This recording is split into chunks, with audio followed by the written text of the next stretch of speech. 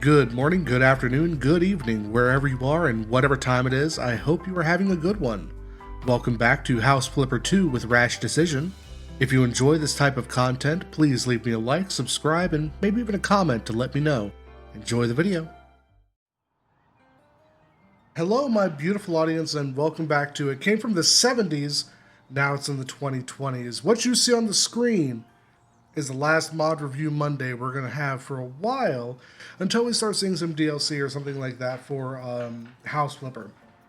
I do apologize. I do want to throw a lot more weight into Contractville, so that's what I'm going to be doing from here on. So I do apologize. This will be the last week you'll see one of these, and this is a follow-up to the previous week. I'll put a nice little card up in the upper right if you missed that week. I highly encourage you to go watch it because there won't be a before and after. The before was last week's episode. The after is right now. So let's get into it.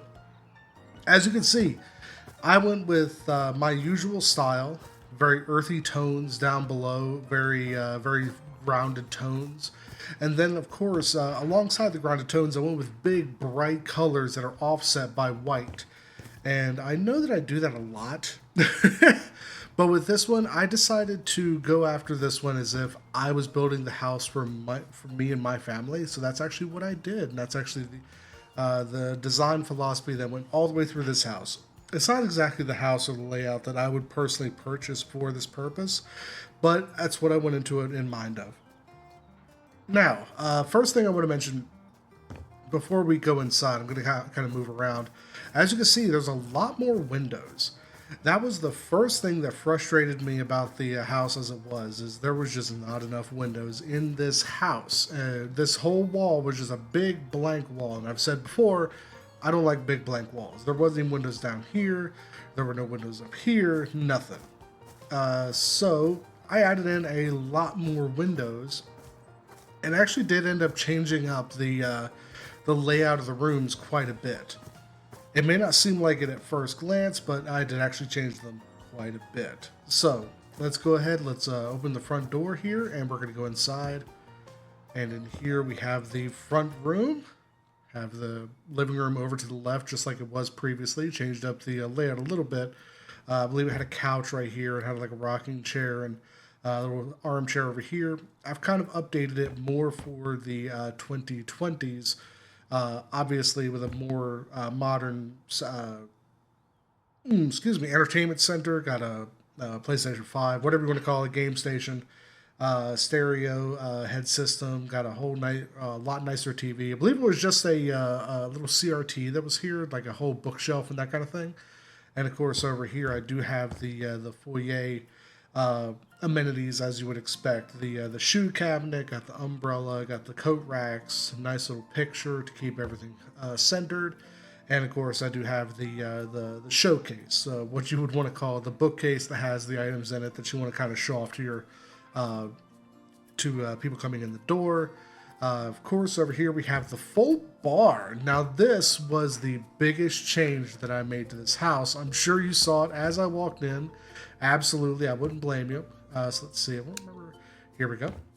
And I'll go ahead and turn this one on while we're at it. Let's see.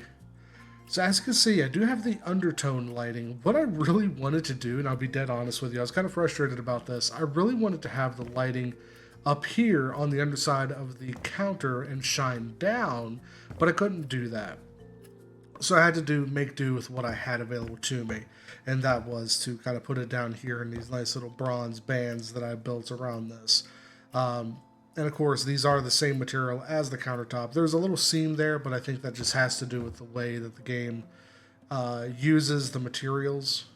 It's frustrating, but I can't do anything about it. It is what it is. These were actually kind of a last minute thought that I had when I was putting all this together. The nice little buttress, I guess is the best way to put it. With the, I actually did use like the breeze blocks, 2 breeze blocks together, and they actually are like, completely transparent in the center. That was a really neat idea I had right there. I'm actually going to be using that in the future whenever I come back to this game. But as you remember, there was a big blank wall here. They had like a console and like a couple of pictures on the wall. Knocked all that out. Now we have a big open bar, and of course we have the beam going across for support. Uh, and of course we have, now I have said in the past that I don't like corridor kitchens, but because of where this door is placed, I didn't really have that much of an option. It was really just do it or move the door. And do not get me wrong, I did have a thought to move the door kind of over here into the garage, and I'm kind of skipping ahead. This is a very basic garage. I just kind of threw down a workbench, some tools, etc. Nothing really major. Got some venting up here. I actually was planning on going through the house and putting up like air vents here and there, and just putting out just like one or two of the out units, etc.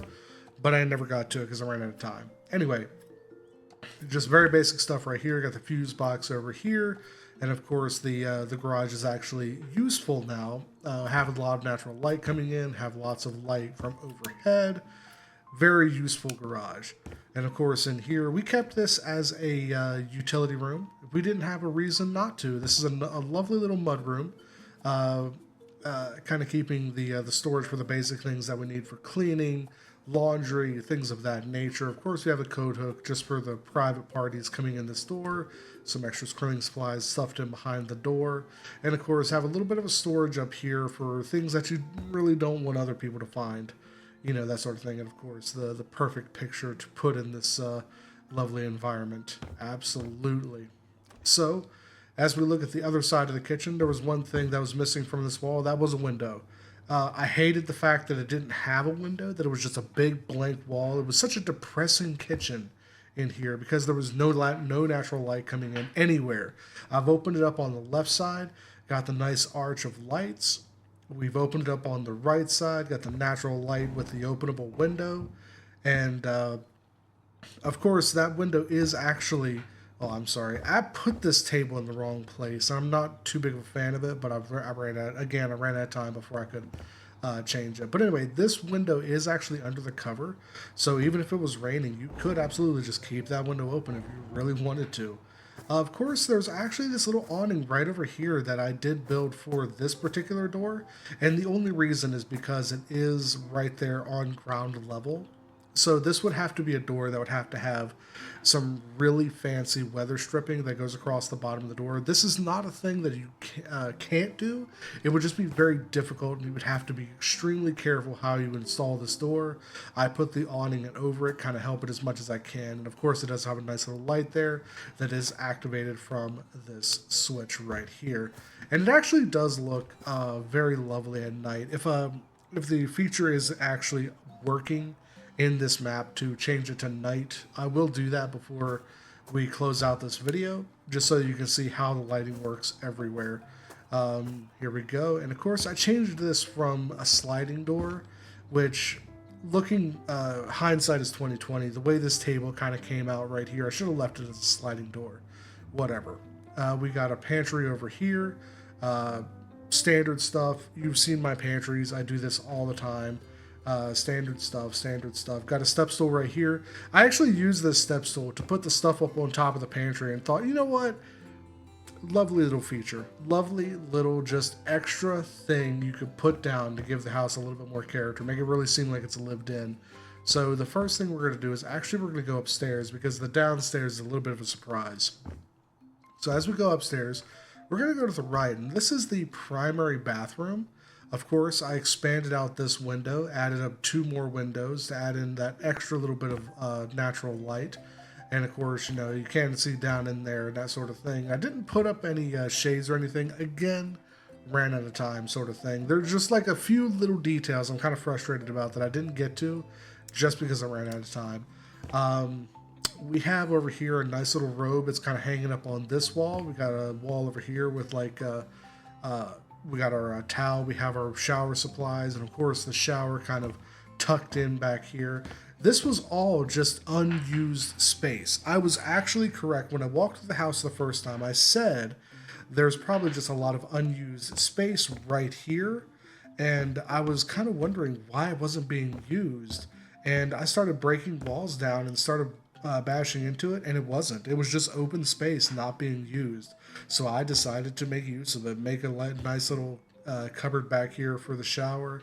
It gave us plenty of room to add an extra bathtub because, again, this is actually for my family. My wife loves her baths. She loves just having the time to herself to just relax and not worry about what's going on around her. So I knew I needed to have a bathtub. So having that was an excellent option for what she likes. And I wanted to add another uh, towel rack right here. Again, ran out of time. Not going to worry about it right now. And of course, this center wall right here, I do want to real quick mention, this center wall is all white to kind of identify that it is different from the rest of the house. So I use the black and white contemporary styling on either side to just give it that little extra flair. This is what I imagine my daughter's room would be like. And it's just a very narrow, very long room. But as you might remember, this hallway didn't actually truncate right here. It actually went all the way to the wall there. I felt like that was a waste of space. So I kind of brought it around, just brought it in where I could based on the placement of this door and this door, obviously, and made it a little bit bigger. Just that little extra bit bigger has really increased the amount of stuff I was able to put in this room. Double wardrobes, got a dresser right here with a nice TV on it, nice little desk and station for doing homework, what have you. My daughter really loves her. She's only 2. I will say that she's only 2, but she loves her tablets. So I figured we would be aiming more for like mobility things that she might be able to just pick up and walk with her throughout the house, that kind of thing. Of course, we have the standard one bed. We have all the matching furniture from this set because when you go buying furniture, if you're buying furniture for a room specifically, this is the cheapest way to do it. Just buy the whole set and you get a big fat discount on it. No curtain entirely because the bed's there. The game just really didn't like me adding in a curtain because of the bed. Not a big loss, not a big loss. I am kind of frustrated because I should have just moved the bed out a little bit to take up this little bit of space and then put the curtain in there anyway. But I didn't, and I didn't think of it until I was starting to move through the video. Forgot the shades on these windows again, ran out of time. But here we go. And to the master bedroom, this is the redo. I left the layout of this room exactly the same. This room is actually one block wider this way because I was able to move this wall, because I was able to move the wall in here. Now this one, this is a little bit strange because this wall right here was double walled. If you go back and watch the original, it came from the 70s video, you'll notice that the window that was in this corner is actually inset into 2 blocks. So I was able to knock out that that inner, I should say, block, and I was able to move this room over by 1 block, and I was able to move this room or this wall over by 1 block. And it actually made for a wonderful little circumstance where I was able to not only move past the bed, but also add a TV in there because why not? I love it. It's one of my wife's current dreams actually is to be able to watch TV in bed, but her current circumstance in her room, I should say, I want to point out we don't actually have separate rooms necessarily. She just kind of has a room that she hides in, but she has an extra bed in there. It's really a guest room, I guess is the best way to put it, but she hides in there, and there's nowhere to actually plug in a TV at the foot of that bed. It's a very, very old house. But we're going to go down here, and this is going to be a little bit difficult. So you can see I've got a little bit of the den kind of rebuilt here, but I'm actually going to go to the right. There's a nice little half bath right here. So this did end up being a 2-bedroom, 1.5 bath house. And of course, there's an extra door here. This just goes into a nice little utility closet with the water heater and a few like extra little pipes that I imagine would be bringing in the groundwater and doing something else with it. So we'll go ahead, we'll just leave that as it is. Very simple, very straightforward. I wasn't looking for like anything extravagant in this bathroom. The entire purpose of this bathroom is to have a public bathroom that doesn't require going into the private zone of the house. As well as for this den area. This den area is the big part of what I was trying to design here. And as we move into it, here we go. This was kind of the entire purpose of this area. I even moved the door of this closet and actually shortened out that closet a little bit by one block so that everything would fit absolutely perfectly from wall to wall. So as you can see on the left, we've got my setup, or what I consider my setup, with the two monitors as well as a monitor over to the left for throwing videos up on. And then, of course, there's a shared TV here with a nice little pseudo living room setup back here that you can sit here and watch. Um, and then my wife's setup over here. She prefers having one large monitor in the center and then offloading anything else onto a second computer or tablet. So that's kind of what I did. She also loves her smartwatch and Bluetooth earbuds. She hasn't used her earbuds in a while, and they aren't like this. She actually has a pair of the earbone headphones. Those are what she usually uses, but I haven't seen her use them in a little bit. I think she may have lost them. Don't tell her I said that. This is gonna be on the internet. Oh well. Anyway, I'll deal with it later. Let's see. So of course you have like the little lamps and everything. The the best part of this room, and this is one of the ones we're really going to have to come back to in the night. Here's the light. Of course, we have the lights up here, but individually, we actually have two work lamps directly above the computers. So the big design philosophy of this room was realistically to have not only a space for myself and my wife, but also to have a space for our daughter to come in and kind of sit with us with her laptop if she chose to, or maybe even friends. We have a lot of friends that love to play video games with us. Both of us do. So absolutely, we would want like somewhere for all of them to have a seat, kind of sit with us, do what they want to do. If I'm sitting here playing World of Warcraft, I can broadcast what I'm playing up on the TV and let everybody sit there and watch me while we talk. That kind of thing. It's what I wanted. And of course, this is just a standard storage closet. Nothing really special there. I didn't add another basement, although I could have. I want to point out, I absolutely found out that the grade does not wrap around the bottom of this house. From what I was able to find, the grade actually stops like right here. So if I had been very careful about the way I did it, I absolutely could have built another layer down. But I didn't do that, and I didn't change anything structurally about the house. All I did was make modifications to where walls are, how walls are placed, etc., in order to maintain the spirit of what a renovator does. Is sitting there tearing down like load-bearing walls and throwing the entire roof off of a house and building an extra basement. That's not what a renovator does. That's what a building contractor does. A renovator is just going in, making everything refreshed. They're not building new, they're just refreshing.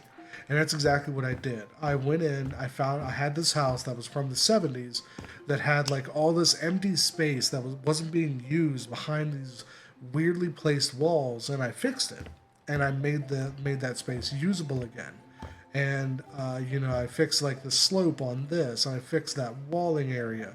I fixed the lack of use in the area beyond here, because this was actually the same size.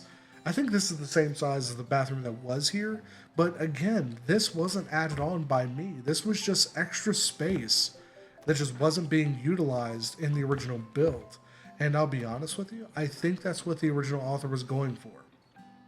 It felt a lot like there was extra space that was being made available based on how a house like this would be built in the 70s. It would be built for a specific styling. It would be built to appeal to a specific kind of person.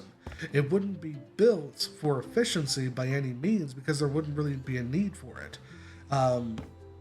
You're building, I don't want to say for opulence, because that's not the right word. You're building for class.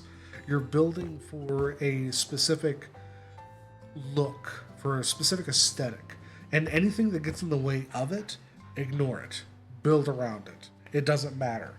And then now we have like these houses that have, you know, like these massive areas that are just completely unused. I just knocked out this wall, said, all right, we're now using this area. Good day.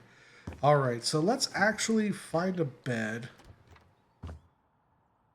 Let's see, until midnight, that will work.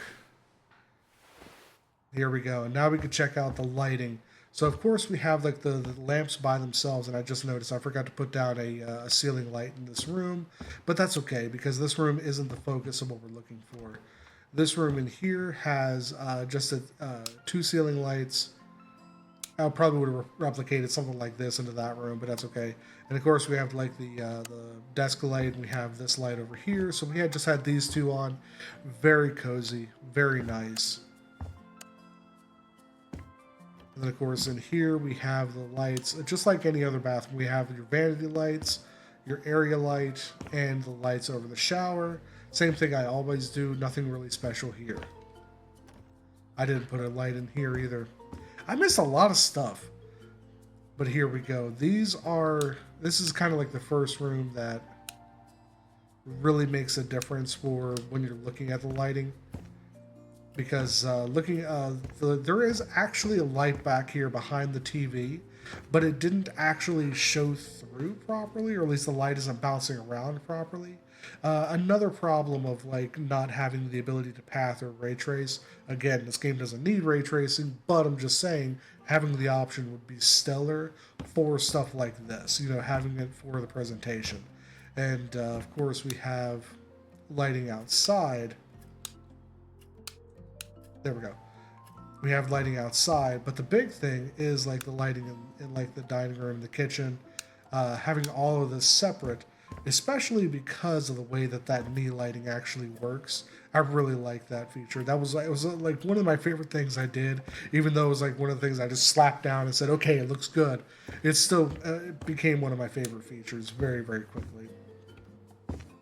And of course, the other important one is this outside light out here. Of course, this is just a standard utility room, nothing special there. This one is just your standard utility lighting as well, nothing standard, or no, I'm sorry, nothing abnormal. I can't talk today. I'm trying my best, I promise. And then of course there's this one. This one is probably the most atmospheric light. It's so stupid, but it's just the most atmospheric light in this entire setup, if you ask me. I'm not sure what it is that caused it. I think it's because it's just the one light that just kind of like lights down right over a door. It's just very, very, very atmospheric. I don't get it. Of course, you know, we have like the standard outside lights that kind of just cascade over. But down here, this is kind of where the magic happens. You know, I've got the color temperature turned all the way up on all of these, so they actually look like proper LEDs or like HID xenon bulbs, things like that. And of course, you know, when you have everything here turned on,